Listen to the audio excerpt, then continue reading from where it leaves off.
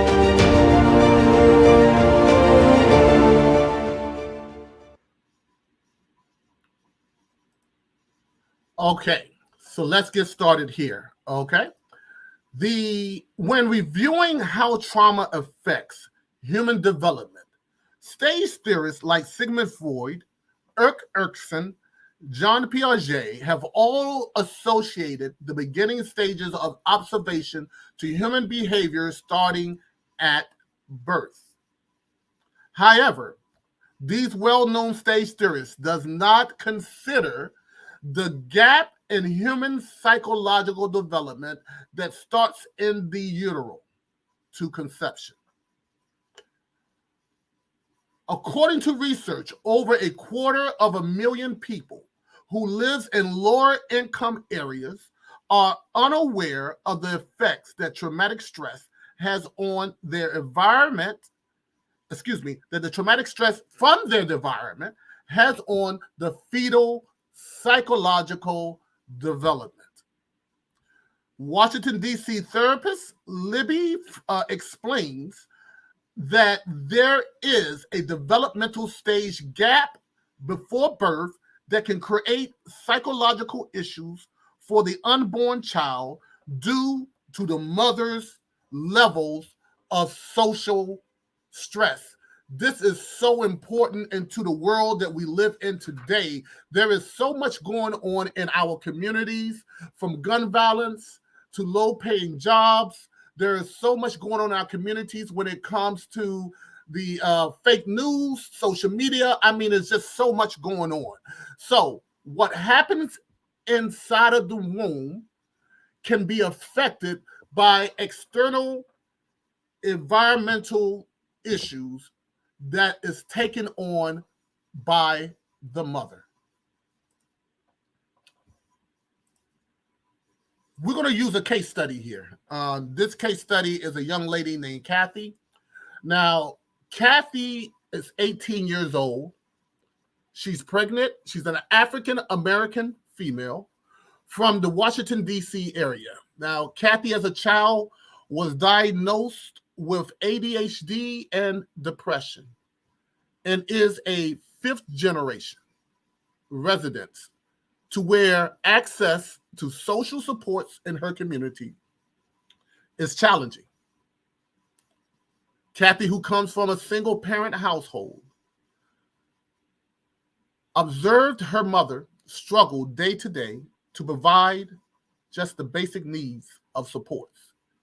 Kathy finds herself, while pregnant, experiencing some of the same heightened levels of stress due to lack of access to community supports, much like her mother. In almost any environment that we go into, we can find a Kathy, no matter where we go. I know I grew up in Washington, D.C. myself. I grew up in the Anacostia area. I also grew up on the north side, northeast in Washington, D.C., near Heckinger Mall. And in both of those areas, I watched my own mother having to struggle day to day just for basic needs of supports. And I can remember having the conversation with her about my own personal issues and battles that I deal with when it comes to traumatic stress. And I remember asking her about what was her situation when she was carrying me. And she was a Kathy. She lived in an area where she didn't have a job. She lived in an area where she didn't have family around her for those social supports that she needed. And it takes a village to raise a child. She didn't have the insurance and having the ability to go back and forth and have good health care. So it was a lot of things that she did not have. 5 years later, when she got married and had my younger sister, all of these things she did have. Me and my younger sister handle stress totally different. And I'm a believer that due to what was going on in her world when she was carrying me, it gave me that predisposition to the stress-related issues that I had. Also, I noticed how my sister can handle stress because my mother was more in tune with her social environment connections. This is so important for survival. Let's keep going. We're going to ask a few questions here. And like I stated earlier, this is going to be a two-part session. In this first episode, we're going to tackle at least two questions. The first question is, can stress-related trauma be passed down by generation? And then the second question is, what are the parameters when addressing the mother's needs or expectations when it comes to environmental stressors? And in the next episode, which we're going to talk in depthly about, is that are there benefits to trauma-focused training while the infant is still in the utero? Now, we're going to look at our thesis statement here, and then we're going to talk about one of our goals. Now, our thesis: women who live in marginalized communities of color and or pregnant with lack of community resources has a greater risk of social and generational trauma, which correlates to their children being diagnosed or having a predisposition for a physical or psychological disorder. Now, here is our goal. Now, this is the overarching goal of the research that we had to do here. The goal is to fill in the gap or psychological development where the mother can gain trauma-focused training and continue adequate sustained growth and development, not only for just herself, but for her child. All right? And then we're going to look at evidence-based techniques to control the amount of stress in the mother's world. Okay? Let's keep going. Now, there are some terminologies that we really need to know as I'm speaking. Some of these words just might pop up. We have corticotropins. Those are release hormones that goes into the blood system. They operate as a neurotransmitter as well. You have adrenocorticotropics, which is a hormone which also operates more like a neurotransmitter. We have cortisol, which is a hormone that's a stress hormone that I think a lot of us are familiar with. We have glucocorticoids, which is another hormone that releases inside your bloodstream during heightened levels of stress. The hypothalamus, now that is the midsection in the brain where you'll have that fight and flight response of releasing hormones happens. We have the amygdala. Now that is the fear section of the brain, and we're going to talk a little bit about that. The prefrontal cortex. Now that is the judgment area and executive functioning of the brain. The pituitary gland produces some of these chemical hormones, much like the hypothalamus area. We also have the adrenal gland. Now, that is like a small cap above the kidney that releases out certain hormones to control the bloodstream, the blood system, control heart rate, and also control blood pressure and bodily functions, okay? Then we have the hypothalamus pituitary gland, and this is a central area of the brain where a lot of this is happening. And this is where the stress response starts. And then we have a thing called a circadian rhythm, which operates more like a body clock. These hormones flush through the systems every 24 hours. It helps regulate the stress responses that we have, okay? Now, there are 3 levels of hormones that we have not talked about that are equally important. That, you remember I talked about the adrenal gland? These hormones are starting to be transferred over from the adrenocorticotropic. It's starting to transfer these over and release these hormones from the adrenal gland through the kidney into the bloodstream. This is epinephrine. I think you've heard of that one. Dopamine, that's that motivational hormone. Everybody's probably heard about dopamines. And then you have the norepinephrine. Now, these could help control the blood pressure, heart rate. It helps open up the veins for hormones, for blood flow, things of that nature when you're going through heightened levels of stress. So that fight and flight response. Now, the only difference between the epinephrine and the norepinephrine is that during a continuous release to keep the body stress responses at a low or controlled, that is your norepinephrine. Now, your epinephrine, these hormones are released during heightened levels of stress and trauma. So these are the things that helps keeps our body regulated. So should we run or should we stay? That's what these hormones are doing and telling us how we should deal with a particular situation. Now, the first picture of the brain, that's the inside of the brain, and this is where we talked about how these hormones are starting to be generated. The amygdala, that's the fear response of the brain. This amygdala is constantly speaking to the prefrontal cortex throughout the day when the body is going through levels of stress. Normally, through our prefrontal cortex area of our brain, we're able to use particular judgments in order to deal with those stressful times throughout our day. But when heightened levels of trauma or stress affects the body, then the amygdala starts to communicate more with the hypothalamus. That's that little dot right in the middle of the brain area. It starts to communicate with the hypothalamus, and those areas starts to release those hormones. Let's look at the second picture of the body. In the hypothalamus area of the brain, these hormones, the corticotropin hormones, are being released into the pituitary gland. Now, that's more like they call the small brain. So it gets released into that area. It's now transformed over to a hormone that we talked about earlier, the adrenocorticotropics. Once that is released, it's released inside of the adrenal gland. Once inside the adrenal gland, this hormone is then transitioned over again into those catecholamine hormones, the epinephrine, norepinephrine, dopamines, cortisols, all of these things, glucocorticoids, all of these is now being flushed into the individual's blood system. It is now regulating the body during this heightened levels of stress.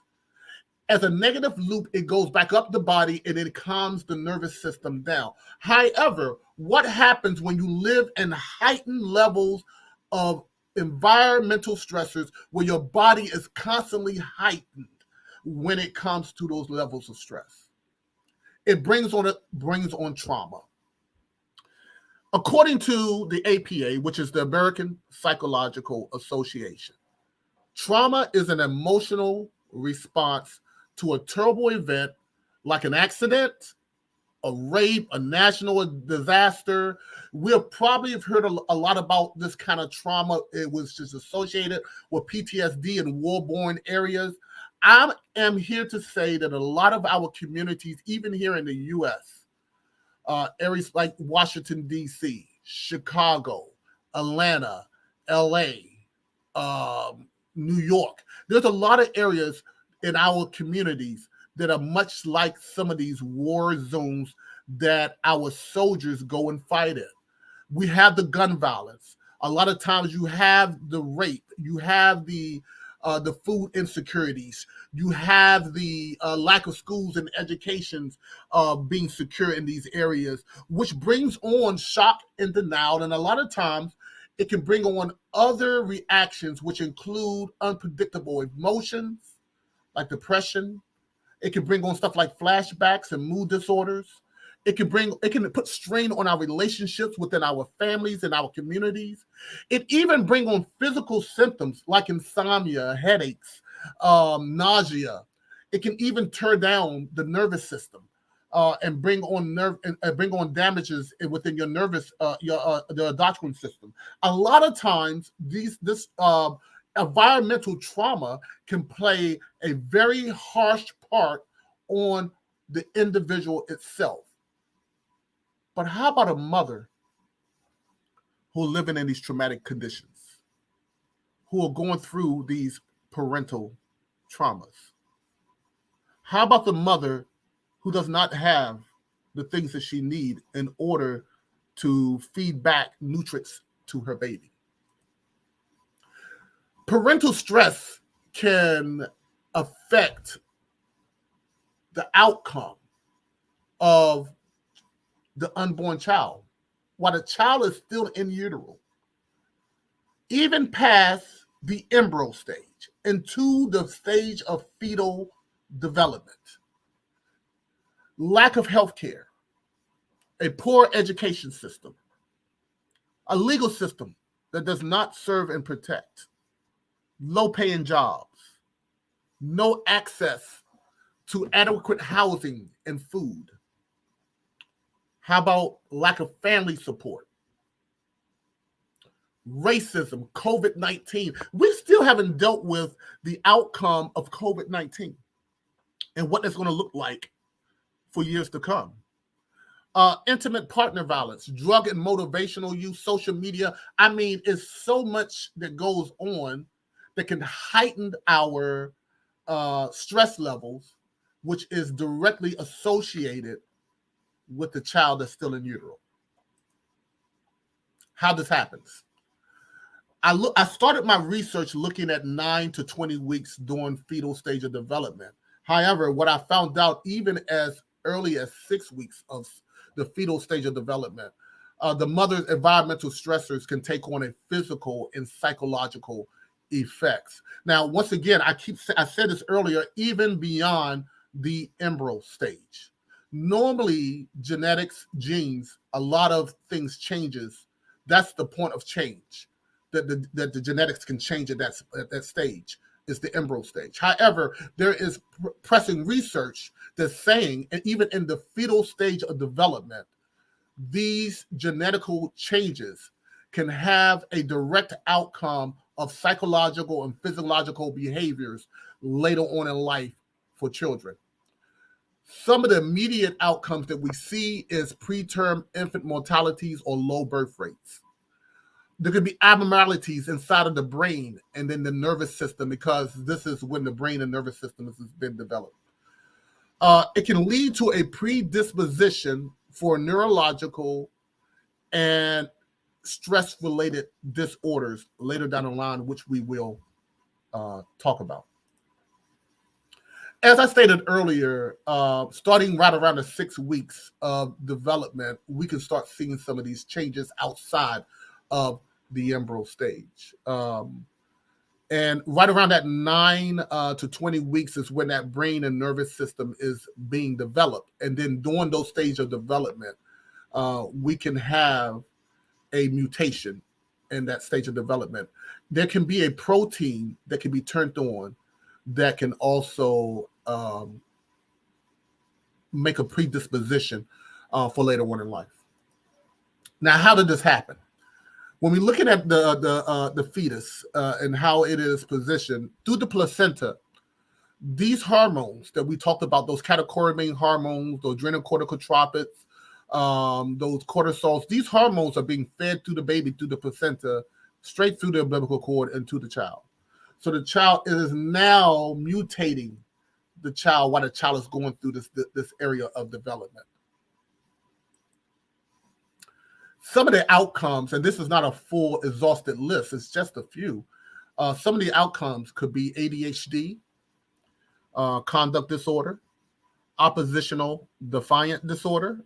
We can look at being predispositioned for PTSD, personality disorder, autism, schizophrenia, which happens later on in life, it opens up a predisposition for drug and motivational use later on in life. I mean, the list can go on and on. There are so many different disorders associated over time that could be associated over time back to the fetal psychological development. This is a very interesting topic. I want us to stay around and we're going to get a little bit more into it. Right now, I have to go to a sponsor, okay? But I want you to stay around for that. We can learn more about what's happening during this stage of development.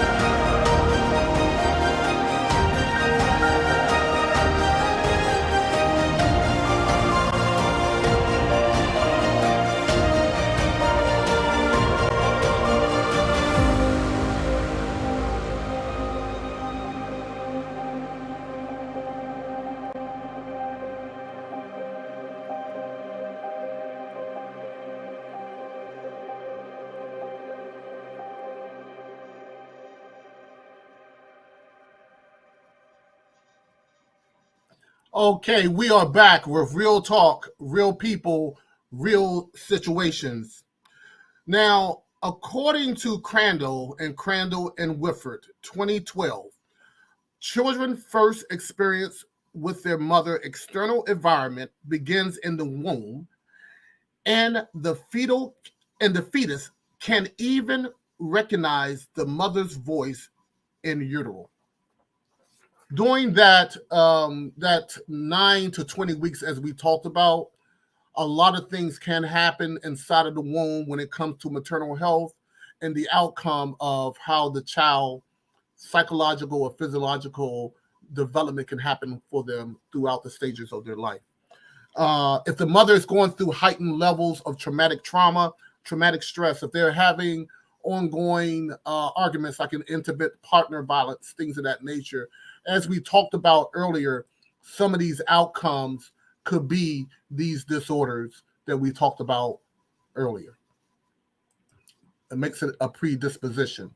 So, the next question here, the first question, the question of the day, one of the questions of the day is, can stress-related trauma be passed down by generations? That is our first question.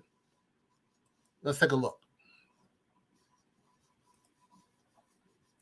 We have finally found some evidence, a genetic marker I like to call Serpentina 6 and 1. These are the main genes associated with the blood cortisol concentrates that are in ADHD. This gives us anecdotal proof that there are genes that can be associated with the blood cortisol. Now that we've found ADHD, how about the genetic gene for schizophrenia? The gene for schizophrenia, the marker. How about that one? That's something that it's very elusive. We're still doing a lot of work in this area when it comes to these markers. But let's stay here right now for a moment with ADHD, because this affects so many people here in the U.S. In 2003, when we looked at ADHD, about 4.4% of people was being diagnosed in the U.S. with ADHD. By 2011, the matrix at the time they had, it brought it up to 6.4%. That was an additional 2% of people in the U.S. that was diagnosed with ADHD. The metrics had to be changed a little bit around 2016 or so. And by that time, they put new metrics in place to get a more precise metric of ADHD. It really it balanced off around 6%. But even at 6% of all people in the U.S., not talking worldwide, but just in the U.S. alone, are having some type of associated behavior or having ADHD with another associated behavior. Let me give you an example of what I mean. Here's another chart. When it comes to the behaviors overall, roughly somewhere around over 60% of people who have ADHD have some sort of other mental diagnoses, right? When we look at behaviors of conduct order behaviors, that's over 50 some percent of people who have ADHD will have a behavioral or conduct disorder. That's like oppositional defiant conduct disorder or something of that nature, mood disorder. Anxiety, over 50% of people with ADHD will have anxiety. The same thing with the depression, over 30 or 40% of people with depression. When we look at autism, we have about 20% of people, over 20% of people who have ADHD can also have autism. And then we look at things like Tourette's and skin picking disorder and things of that nature. Those have a small percentage of people with ADHD can also have a diagnosis there as well. A small percentage there. When it comes to epigenetic inheritance before birth, traumatic stress plays this pivotal role, and it continues. It continues on for generations. Now, human research in this area has been a little bit challenging due to the lack of access in certain areas of the brain. And one of the things that Doc Loeb Research Firm is doing is trying to build up funding so that we can gain more research around those difficult neural connections of the brain that we have not dealt with yet. Excuse me. Now, over time, through research on rats, parental stress has shown positive results in areas like gastrodiabetes, preterm birth, mental illness, even delayed brain activity across generations. Now, why is this important? I believe that we have not yet dealt with slavery and the effects that the core effects that slavery has brought on from generation to generation to generation. Slavery was over 400 years. That's over 16 generations. Each generation is equivalent to 25 to 30 years. When we're looking at genetic health, it takes 3 generations. That's 75 to 90 years to change that mutated gene back to a healthier gene without the predisposition of some of these disorders. But it would take us to deal with some of the core issues of environmental stressors that could have been related back to the catalyst of slavery. And this is something that we want to dive deeper into because a lot of mental health is in the African American communities is a direct reflection of slavery. When we're looking at communities of color, we can also look at how the Native Americans and their communities are dealing with alcoholism, suicide, high maternity rates. We can look at how inside of some of the Latin communities that we are dealing with the intimate partner violence. They're dealing with food insecurities and education. When we're looking at these different communities, we have to look at the community as the issue that we have to deal with in order to heal the children that are going to come next. Look at the environmental issues that we're having right now, that we're killing our earth, and what are our children we're going to have left for our children. A lot of this stuff could be stress related and can bring on traumatic experiences. So we have to deal with the core issues of the environmental community settings. Let's keep going. The next question we have, right? What are the perimeters when it comes to addressing the mother's needs or expectations when it comes to environmental stressors? I think this is a really important one right here. And I think we've been talking about this over and over again when it comes to environmental stressors. I think everybody has probably seen this chart one way or another, right? Somewhere in some textbook, on some billboard somewhere, the mother is that individual right in the middle, her and her child, and then you look at all of those community resources. It is important to design a trauma-focused cognitive behavioral stage theory to address not only the relationships between those microsystems, that is the things where family, school, churches, right? not only the microsystems of the community, like the individual's families, but we need to further explore the linear casualties between the mother and child social development outside of the microsystems. Uh, Looking at more of the chronal system, looking at the microsystems, right? There are some governmental things that needs to happen that are affecting our life. There are systems in place that we need to interact with as a community in order for us to live a healthier life, not only for ourselves, but for our children and for the mothers who are carrying our children, right? These are on the chronal system, these are life-changing behaviors that we need to operate on, but we need to narrow it back down to our microsystems, which are our schools, our families, our social supports.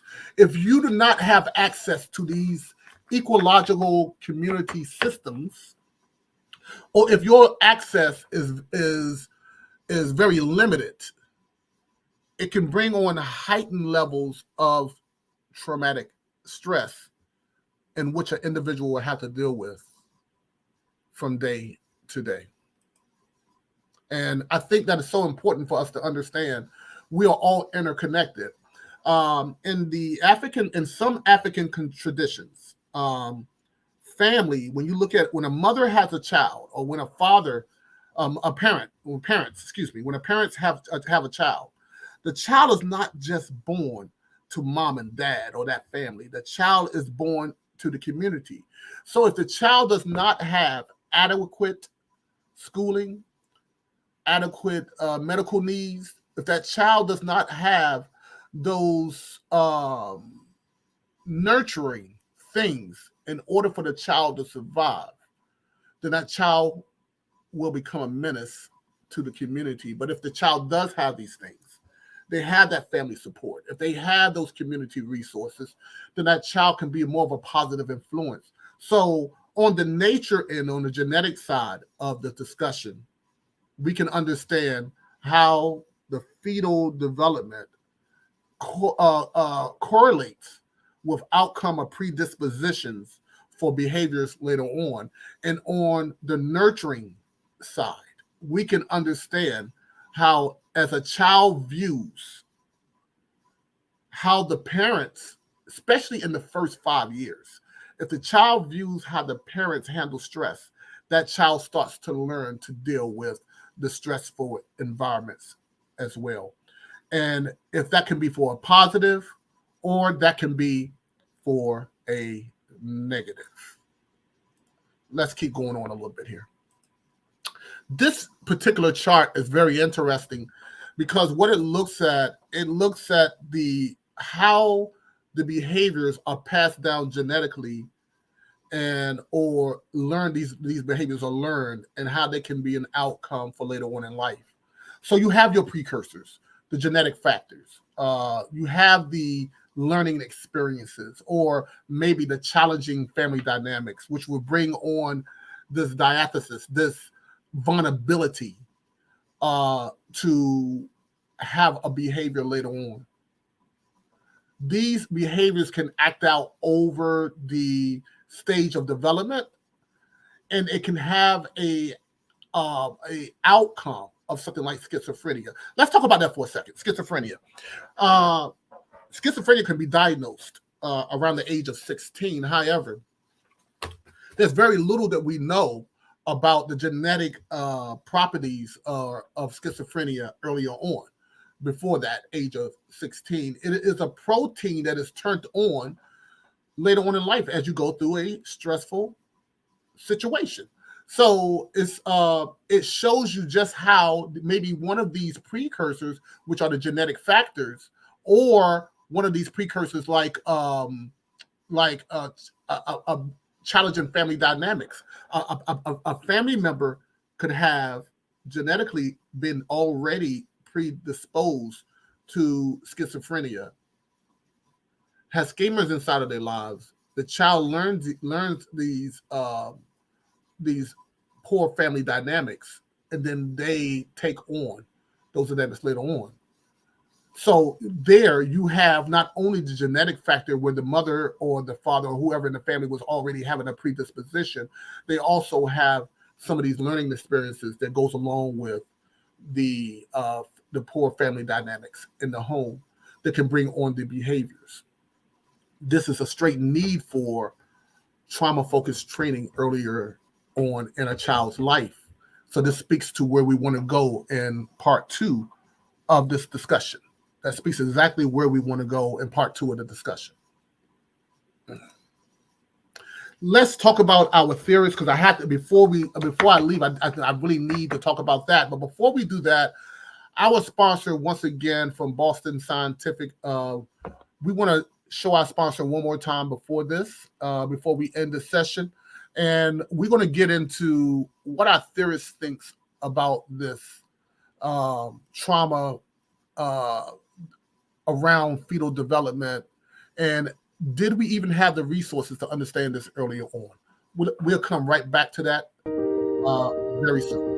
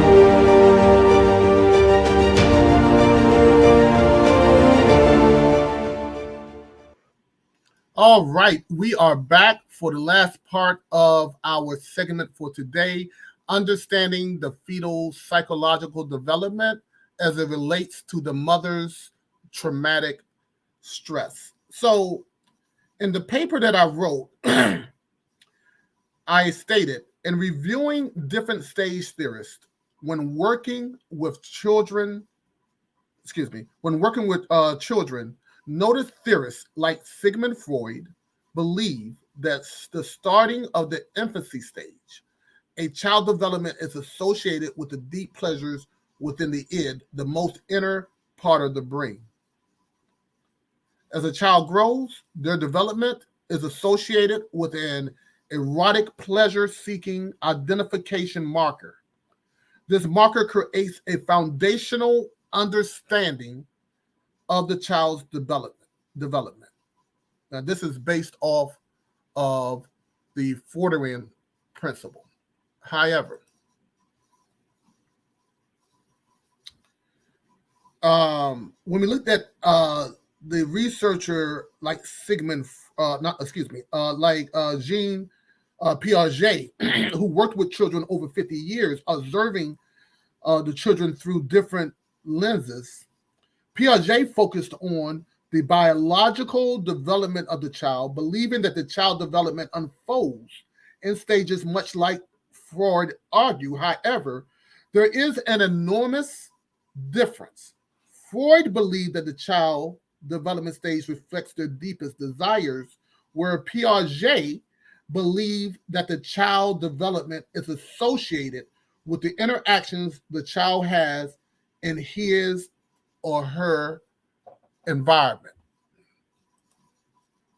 However, none of these stage theorists took into account maternal health, the gap.